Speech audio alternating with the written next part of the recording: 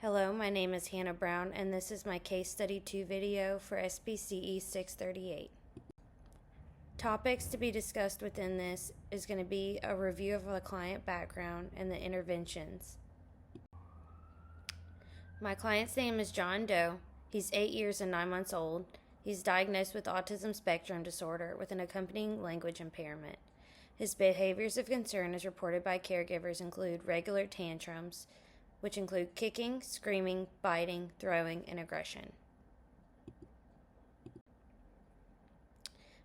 John Doe has significant impairments in communication, independent and safety skills, maladaptive behaviors, and social interaction. Other services utilized include speech therapy and occupational therapy, and he was previously enrolled in Early Steps. Assessment results and ABC logs have determined that the client's function and behavior is tangible and escape. Behavior target definition. Tantrum. Any instance for a minimum duration of 15 seconds in which the client engages in 2 or more of the following behaviors. Screaming at a volume that could be heard at 10 feet or more away. Making contact with others using an open or closed fist. Making contact with others using his feet. Making contact with others' skin using his teeth. Or throwing objects in which they land 1 foot away or more. Interventions utilized include functional communication training, differential reinforcement, and visual schedules. We are first going to discuss functional communication training. What is functional communication training? The implementation of functional communication training flows through 3 stages. Functional analysis of the behavior, identifying a reinforcer and replacement behavior, followed by the generalization of this appropriate response across settings and people. Is functional communication training an evidence-based practice? Yes. It has been determined to be an evidence-based practice as it has acquired 12 single-case design studies. Why is functional communication training relevant to this case? Specific behaviors that have seen a reduction based on research and studies include aggression, self-injury, destruction of property, and off-task behaviors, where instead communication can be utilized. My client does engage in tantrum and aggressive behaviors to gain access to tangibles or to escape from task demands. Through functional communication training, this tantrum and aggressive behavior can be replaced with appropriate commands, whether for items or for a break. We will continue on with differential reinforcement. What is differential reinforcement?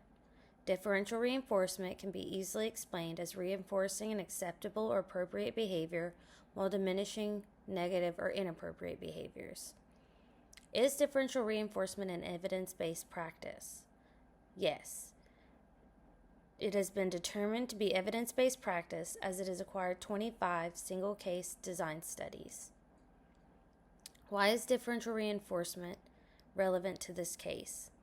For example, my client is frequently observed hitting with a flat open hand to others. My client will receive no reinforcement for this behavior. However, if observed using mands or tapping the RBT on the shoulder rather than hitting with a flat open palm, reinforcement is delivered. My client is beginning to understand that to earn reinforcement, he is to engage in appropriate behaviors, whereas negative behaviors will not be reinforced. We will now continue on with visual schedules. What is a visual schedule? A visual schedule provides the user with concrete cues that are paired with or without a verbal cue to provide the user with information about a routine or activity. Is visual schedules an evidence-based practice? Yes, visual schedules are determined to be evidence-based practice as they achieved 18 single-case design studies. Why is visual schedules relevant to this case? Visual schedules aid my client in understanding and better preparing for transitions. During these transitions, reinforcers may be removed, and if changing rooms may no longer be available. Visual schedules can also help prepare my client in knowing what is upcoming on the schedule, such as table tasks, which is aided in decreasing my client's escape behaviors during such tasks. The following is a list of references that I utilize throughout this PowerPoint. I would like to say thank you for watching my PowerPoint, and if you have any comments or questions, please feel free to reach out to me.